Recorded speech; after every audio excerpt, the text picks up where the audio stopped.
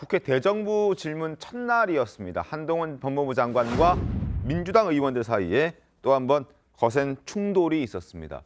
박용진 의원은 이런 얘기를 했습니다. 뇌물수수 혐의를 받는 노웅래 의원에 대한 검찰 수사를 놓고 한동훈 법무부 장관에게 기획 수사했다라고 지적했거든요. 어떻게 반박했는지 두 사람의 목소리를 확인하겠습니다.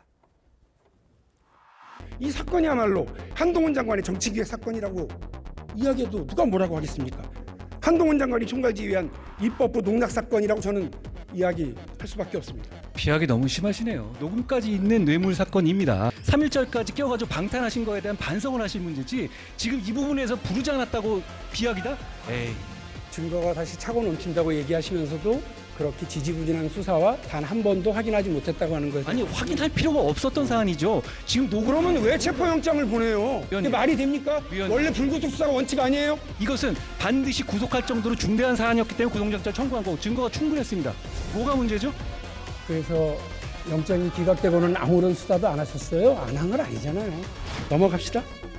아니, 넘어갈 문제는 아니고요. 저는 그 잘못 드린 말씀이라고 다시 한번 짚고 이거 한 넘어갑니다. 말씀은 드려야 돼. 기획 정치 수사다. 그리고 입법부 농락 사건이다. 이렇게 얘기를 하는 박용진 의원에게 반박하는 지금 한동훈 법무부 장관의 모습 보셨는데 어떻게 좀 보셨습니까? 글쎄요, 그러니까 법무부 장관이니까 사실 검찰의 수사를 둘러싸고 이루어지고 있는 여러 가지 논란에 대해서 약간은 방어적으로 나올 수밖에 없다는 거, 뭐 충분히 가능하고요. 그다음에 지금 자꾸 정치기획 수사라고 하는데요. 그러면 우리가 기획이라는 게 없는 거를 뭐 만든 것처럼 일반 아마 국민들한테 오해를 줄 소지가 있는 표현이에요. 네. 그런데 이 노웅래 의원 사건은 잘 아시다시피 이정근 전 민주당 사무부총장 사건을 수사하면서 네. 일종의 파생적으로 흘러나온 거잖아요. 네. 그러니까 이건 기획이라기보다는 뭐 오히려 가깝다고 한다면 약간 별건 수사 쪽에 가깝지 않을까 저는 그렇게 보고요. 그런 점에서 본다면 뭐 진짜 돈봉투 부스럭거리는 소리를 녹음한 녹취 파일도 있고 그렇게 되면 증거가 명백했다. 그런데 체포동의안이 부결된 이후에 왜 기소까지 오래 걸렸느냐? 뭐 며칠 전에 중앙일보 기사를 보면 이정근 전 사무부총장이 녹음 파일이 뭐 3만 개다 뭐 이런 기사가 나왔어요. 이 3만 개 중에 상당 부분을 분리해내야 될 거 아닙니까? 네네. 이정근 전 사무부총장의 본인의 본질적인 혐의, 그다음에 노웅래 의원 관련 혐의, 그다음에 뭐 어떤 쓸데없는 이런 혐의와 무관한 녹음 파일 이런 걸 분리하다 보니까 그 숫자가 워낙 많아서 네. 시간이 많이 걸렸다 이런 기사가 나왔는데 저는 뭐 그 가능성이 꽤 높다고 봅니다. 왜냐하면 이미 노웅래 의원 체포동의안이 부결될 당시에 증거가 굉장히 많았어요. 그렇기 때문에 곧바로 기소를 할 수가 있었지만 다른 녹음 파일 분리 등등 여러 가지 때문에 시간이 오래 걸린 건데 그걸 가지고 기획이다 그러면 뭘 기획했다는 거죠? 그런 점에서 보면 박용진 의원이 체포동의안 부결부터 기소까지 오래 걸렸다는 그거 하나만 가지고 이 수사가 마치 잘못된 것인 양 몰아가기 때문에 한동훈 법무부 장관이 반박을 불렀다 이렇게 생각을 합니다. 알겠습니다. 그리고 또 이런 일도 있었습니다. 한 장관이 시행령으로 이제 검수완박 법안에 대한 취지를 무색하게 만들자 입법권을 무시했다라는 지적들이 민주당 의원들을 통해서 튀어나왔습니다. 확인하겠습니다. 검사 수사 개시 시행령 이거는 입법권을 무력한 시행령 쿠데타입니다. 그렇지 않습니까? 전혀 그렇게 생각하지 않습니다. 그 법의 취지에 맞게 한 것이고요. 거기에 따라서 지금 이 위증, 무고, 깡패, 마약 수사가 되살아나고 있습니다. 그걸 다시 국민들의 피해를 보게 되돌려야 할 이유를 뭔지 전 이해할 수가 없습니다. 수사권 축소법대로 수사권 확대 시행령을 만들었다는 개변입니다. 지금 장관이 얘기하는 거는 의원님 판단이십니다. 시행령 통치 계속할 겁니까? 그걸 시행령 통치라고 하는 것이 아니고요. 법의 위임에 따른 적법한 시행령이고 벌써 몇 개월 동안 정상적으로 진행되어 오고 있지 않습니까? 그걸 왜 되돌려야 하는 것이죠? 장관님 국어사전에 등 찾아보셨어요? 등이라는 건 등가로 이어지는 것이죠. 뭐뭐 등이라. 자, 위원님. 중을 등으로 바꾸셨잖아요. 초등학생도 그렇게는 국어사전을 해석하지 않습니다. 우리 법무부 장관님은 포도원을 허무는 작은 여우 같아 보입니다. 시행령 쿠데타다, 시행령 통치다 이런 표현들이 등장했습니다. 김진희 변호사님 어떻게 보셨습니까? 네, 뭐 일단은 이번에 이제 헌재 판단이 나왔잖아요. 네. 이거 관련해서. 근데 그거하고도 이제 전혀 무관한 게 뭐 헌재에서 이제 뭐 이 법의 어떤 무효 여부를 다툰 거 이런 거랑 상관이 없는 게 기존에 이제 시행령이라는 건 이 기존 법 지금 네. 헌재에서 이제 합헌이다. 어찌 뭐 결론은 어찌 그렇게 났으니까 네. 그 법이 이제 유효하다는 전제하에 만든 시행령입니다. 그 네. 법하에. 그렇기 때문에 뭐 그런 것도 전혀 문제될 게 없고 더군다나 시행령에서 들어간 이제 새롭게 들어간 수사들이 어떤 뭐 직권남용 또 선거, 마약 또 이런 중대한 범죄들 그런 것들이 추가된 측면이 있기 때문에 뭐 이런 시행령의 어떤 확대나 이런 거 관련해 갖고 법적으로 크게 문제가 있는 부분은 없고 다만 한 가지 좀 더 추가해서 설명드리고 싶은 부분은 이 검수완박이 도대체 왜 이거의 본질이 무엇인가 이거에 대해서 좀 고민을 해야 될 것 같아요. 지금 민주당 측에서는 자꾸 뭐 시행령 정치다 하면서 이게 잘못됐다 이런 식으로 이제 얘기를 하시는 것 같은데 근데 결국에는 검사가 어떤 사람인지를 우리가 좀 봐야 될 것 같아요. 검사는 명백히 이제 수사의 주체입니다. 그러니까 이 수사의 주체를 자꾸 지금 수사를 못하게 하는 거예요. 그러니까 쉽게 얘기해서 의사로 치면 치료하고 진단을 나누는 거나 똑같은 거예요. 그러니까 진단을 해야 치료를 할 수 있고 그건 한 묶음이거든요. 근데 왜 자꾸 이 수사의 주체인 검사가 이 여러 가지 본인이 당연히 해야 될 일들을 수사를 못하게 하고 하는 게 과연 정말 그게 맞는 거고 뭐 민주당 얘기 말 맞다나 이게 정말 어떤 선진화된 그런 법치주의를 우리가 표방하는 건지 그거에 대해서 저희가 본질적으로 좀 고민을 해봐야지 자꾸 지금 한동훈 장관의 어떤 시행령 정치다 이런 식으로 몰아가는 거는 좀 법리적으로 맞지 않다고 봅니다. 네. 네, 이 부분에 대해서 이제 우리가 법 원칙이 있죠. 상위법 우선의 원칙이라는 것입니다. 하위법은 시행령은 상위법을 넘어설 수가 없다는 거예요, 범위를. 근데 지금 뭐 한동훈 장관 같은 경우는 등이라는 것을 등가치, 그러니까 같은 가치 내에서의 어떤 똑같은 범위라고 보고 있는데 저는 한동훈 장관이 주장하는 대로 한다면 저는 법무부에 지금 한동훈 장관이 추구하고자 하는 어떤 수사권의 확보, 수사권의 확대, 오히려 더 이거 불리할 수도 있다고 봅니다. 오히려 등에는 그 경제, 부패, 범죄 등 이렇게 묶어버리잖아요. 그러면 지금 그것도 해석하기 나름대로해서 예를 들어서 돈과 관련된 선거법이다. 그러면 이거 다 수사하고 있지 않습니까? 그럼 나중에 입법부에서 어떻게 할 수밖에 없냐? 해당 법조문만 이것만 수사할 수 있다고 각 개별적인 조항을 넣을 수밖에 없게 돼버려요. 그러면 오히려 저는 검찰의 수사권을 지키고자 아니면 확대하고자 하는 부분에 대해서 저는 한동훈 장관이 추구하는 것대로 안 될 확률도 있다. 저는 이렇게 보여요. 오히려. 그렇기 때문에 저는 한동훈 장관이 얘기하는 부분들이 뭐 지금 현재 단계에서는 한동훈 장관 말 맞다나 그 검찰 기존의 수사권 그대로 다 하고 있습니다. 위증, 무고, 뭐 마약 다 하고 있어요. 다 하고 있지만 저는 이런 축소를 해 가야 된다는 상위법의 어떤 원칙이 계속 지금 현재는 있는 한에서는 이 등에 너무 많은 걸 포함시켜서 검찰이 수사권을 행사하는 것은 좀 문제가 있다라고 보입니다.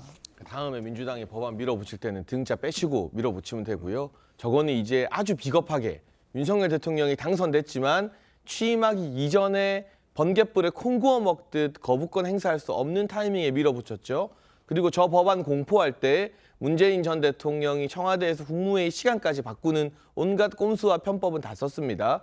이제 설사 이 시행령을 막기 위해서 민주당이 세부적으로 수사 가능한 범위를 하나하나 조정해서 또다시 뭐 패스트트랙이든 뭐로든 법안 밀어붙이면 당연히 대통령의 적법한 권한으로 거부권 행사할 것이 유추되는 상황인 것이고요. 무엇보다 이 시행령에 대해서 민주당이 문제 제기를 하고 싶으면 네. 국회법 98조 2항에 의거해서 상임위를 통해서 우리 정부에 이 시행령에 대해서 다시 검토해라라는 국회 입장을 전달할 수 있는 절차가 한 가지 있고요. 두 번째는 또 이 시행령 자체가 위헌이다라고 헌법재판소 보내면 됩니다. 민주당 잘하는 게 그냥 막무가내 힘으로 밀어붙이는 거잖아요. 법사위에서 뭐 김도우 위원장을 어떻게 설득할지는 민주당 영역이지만 98조 2항에 의거해서 이 정부에 항의를 하시든가 아니면 헌재로 가시든가 둘 중에 하나 하시면 됩니다. 계속 한동훈 장관 붙잡고 막 노래 부르고 김혜재 의원 뭐 포도나무 허무는 여우 막 이런 이상한 인신공격성 비유 쓰고 이럴 이유가 없어요. 그냥 원래대로 힘 쓰세요. 한번. 네. 알겠습니다. 자, 한동훈 장관의 집중적으로 공격을 퍼붓고 있는 민주당 의원들의 모습을 지금 보고 계신데 어제 그런 일도 있었습니다. 지금 장해찬 최고위원께서 말씀해 주셨듯이 김혜재 의원이 한동훈 장관에게 애창곡이 무엇이냐라고 묻기도 했습니다. 어떤 대화들이 오갔는지 구체적으로 좀 보여드리겠습니다. 장관이 애창곡이 있습니까? 애창곡이요? 윤도현은 아닌데요. 뭐 제가 특별히 노래 부르는 거 좋아하지는 않습니다. 윤석열 정부와 우리 한동훈 장관이 이끄는 검찰을 보니까 우리 한동훈 장관의 애창곡은 김수희의 애모가 생각이 납니다. 그대 앞에만 서면 나는 왜 작아지는가? 국민들께서 판단하실 거라고 생각합니다. 지금 말씀하신 거예요. 우리 국민의힘 여권에서 한동훈 장관에 대한 차기 총선 차출론 얘기가 나오고 있습니다. 고민이 많을 것으로 생각을 합니다. 고민이 전혀 없고요. 저와 무관한 얘기입니다. 장관님, 떠나는 법무부 장관의 뒷모습이 아름다워야 됩니다. 자신 있습니까? 저는 그냥 하루하루 저에게 주어진 임무를 피하지 않고 열심히 하려는 생각뿐입니다. 떠날 때는 뭐 그냥 떠나면 되지 않겠습니까? 자, 예찬국 질문이 나온 건 바로 청담동 술자리 의혹을 언급하고 싶었기 때문으로 보여집니다. 자, 과거 청담동 술자리 의혹을 겨냥한 답변이기도 했는데 그때 시절의 이야기를 한번 들어보겠습니다. 김의겸 의원과 한동훈 장관의 대화 내용입니다. 그날 술자리를 가신 기억이 있으십니까? 저는 뭘 했나요? 왜 안 나오죠? 뒤에? 의원님, 저는 다 걸게요. 의원님 뭐 거시겠어요? 거시는 거 좋아하시잖아요. 자, 어떻게 좀 보셨습니까, 최영희 의원님? 글쎄요, 뭐 이제 한동훈 법무부 장관이 지금 반박을 한 거는 청담동 술자리 의혹 때 그 첼리스트가 뭐 한동훈 장관이 뒤늦게 와서 윤도현의 노래를 불렀다. 뭐 이 얘기를 지금 하고 있는 거고요. 네네. 김혜재 의원이 뭐 그대 앞에만 서면 왜 자가진흥하는 건 제가 보기에는 아마 김건희 여사에 대한 검찰의 수사를 염두에 두고 지금 공세를 펴고 있는 것으로 보입니다. 네. 근데 저 부분과 관련해서도 한동훈 장관의 뚜렷한 논리가 있어요. 문재인 정부 검찰 때 1년 넘게 수사를 했잖아요. 수사해서 소환 한 번 못했잖아요. 네. 이런 점 때문에 민주당은 끊임없이 김건희 여사의 주가 조작 의혹과 관련한 공세를 이어가지만 그 부분이 제가 볼 때 일반적인 국민들의 공감대를 제대로 얻지 못하고 있는 이유는 바로 문재인 정부 때의 검찰이 1년 훨씬 넘게 수사를 했는데 제대로 밝혀낸 것도 없고 네. 그다음에 소환조차 하지 못했다. 그거는 완전히 객관적인 사실이거든요. 이런 부분 때문에 지금 민주당의 정치 공세가 저는 별로 먹히지 않고 있다고 생각을 하고 김혜재 의원이 저렇게 아무리 한동훈 그 법무부 장관을 지금 그 문제와 관련해서 이렇게 몰아세워도 그 부분에 대한 국민의 공감대는 그렇게 크지는 않을 거다. 저는 이렇게 생각합니다. 알겠습니다. 자, 한 장관이 야당의 어떤 질문에도 굴하지 않자 민주당에서는 사전에 예고되지 않았던 뜬금없는 질문으로 한 장관을 또 한 번 몰아세우기도 했는데요. 그 모습도 보겠습니다.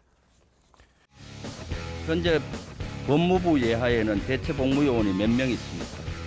이미 제가 사전 질문을 안 받은 상태에서 숫자를 물어보시면 답하기는 어렵습니다. 대략 필요하시면 몇 명입니까? 필요하시면 제가 나중에 말씀드리겠습니다. 대체 복무요원 어디에 근무하고 있습니까? 의원님, 이거 사전에 저희는 질문 주지 않은 상태에서 갑자기 대체복무위원을 물어보시면 장관님. 예, 자 장관님! 위원님 호통 치실 일이 아니잖아요. 왜 호통을 치십니까? 그리고 제가 확인하고 말씀드리겠다고 말씀드렸죠. 한정훈 장관, 예. 지금 무슨 시간입니까? 질문에 답을 하는 시간입니다. 대정부 질문 시간이고 꼭 예상 질문이 있어야 답할 정도밖에 안 됩니까? 위원님, 숫자를 물어보는 거에 답할 수 있는 사람은 잘 없습니다. 제가 확인해서 말씀드리겠다고. 지금 그럼 우리나라 검사는 총 대략 몇 명입니까? 한 2천 명 될 것 같은데요. 그래요, 그 정도 답변해도 돼요. 지금 뭐 장학 퀴즈 하는 거 아니지 않습니까? 대체 복무요원 한 분이라도 면담한 적 있습니까? 역대 법무장관 중에 그거 한 사람 없을 것 같은데요. 그거 생긴 지 2년밖에 안 됐습니다. 소통 치지 마시고요. 제가 그러려고 나온 건 아니에요. 법무부 장관은 본업에 충실하세요. 정치적으로 놀지 말고. 자, 대체 복무를 하고 있는 사람의 숫자가 얼마나 되느냐, 어디서 복무를 하고 있느냐, 그걸 모른다 했더니 소리를 버럭 지르는 의원의 김병주 의원의 모습을 우리가 확인할 수 있었는데 장해찬 최고위원은 어떻게 좀 보셨습니까? 뭐 김병주 의원 지역구에 20대 인구가 몇 명이냐 막 이런 거 제가 물어봐도 되나요? 그럼 바로바로 튀어나옵니까? 아니 이거는 기본적으로 사전 질문을 이제 국회에서 정부에 주는 이유가 미리 우리가 이런 질문할 거니까 짜고 치자라는 게 아니라 네. 보다 충실한 답변을 위해서 어떤 방향의 질문을 할지는 물어보고 그러면 이제 국무위원들이 자료 준비를 하잖아요. 네. 그 자료에 기반해서 국회의원이 물어보는 것에 대해서 좀 충실한 답변을 할 수 있도록 사전 질문 받는 거거든요. 근데 아무런 정보도 주지 않고 갑자기 숫자 물어보면 저도 김병주 의원한테 물어볼 거 많아요. 그 지역에서 결혼하지 않고 사는 비혼 인구는 몇 명이냐. 뭐 저출산 관련해서 이런 거 갑자기 제가 또 기자가 김병주 의원 찾아가서 물어보면 대답할 수 있어요?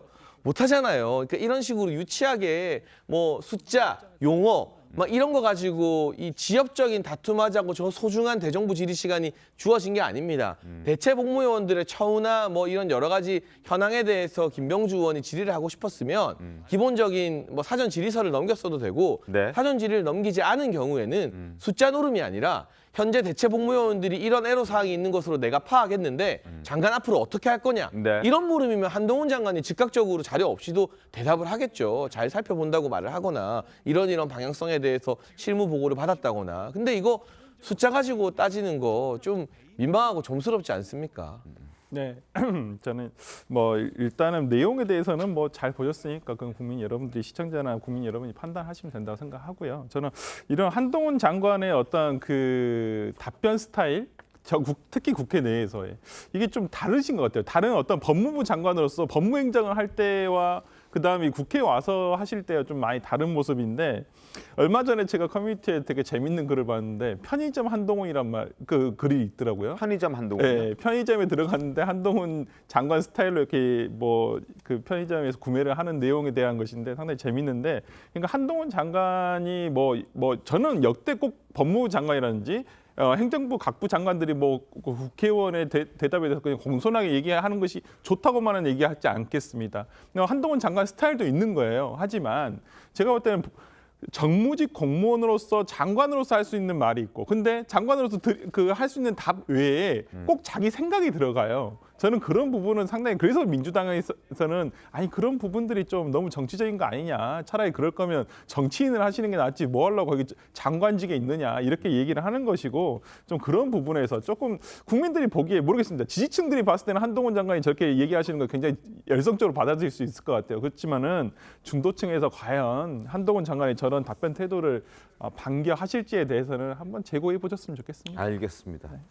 자, 한동훈 법무부 장관 얘기를 하고 있습니다. 대정부 질문에 나서 한동훈 법무부 장관, 박범계 의원이 이런 얘기를 했습니다. 라디오에 나와서 한 장관의 마음이 이미 여의도에 와 있다. 결국 국회의원이 되는 쪽으로 마음을 굳힌 것 같다라고 한동훈 법무부 장관을 향해서 이야기를 했습니다. 목소리 들어보겠습니다. 본인의 지금 행동과 말과 여러 가지 처신을 보면 이미 마음은 그 여의도 밭에 와 있는 거예요. 이미 정치인이에요. 박범계 장관이 오늘 그 마음이 이미 여의도 밭에 와 있다라고 발언을 하셨는데 이미 정치인이다 뭐 이런 식으로. 박 장관님께서는 저랑 법사위에서 자주 뵙잖아요. 나 거기서 말씀하시면 좋겠어요. 맨날 다음 날 무슨 뭐 저 친한 라디오 방송 가서 말씀하시잖아요. 그냥 저 있을 때 당당히 말씀해 주시면 저도 잘 설명드리겠다는 말씀드립니다.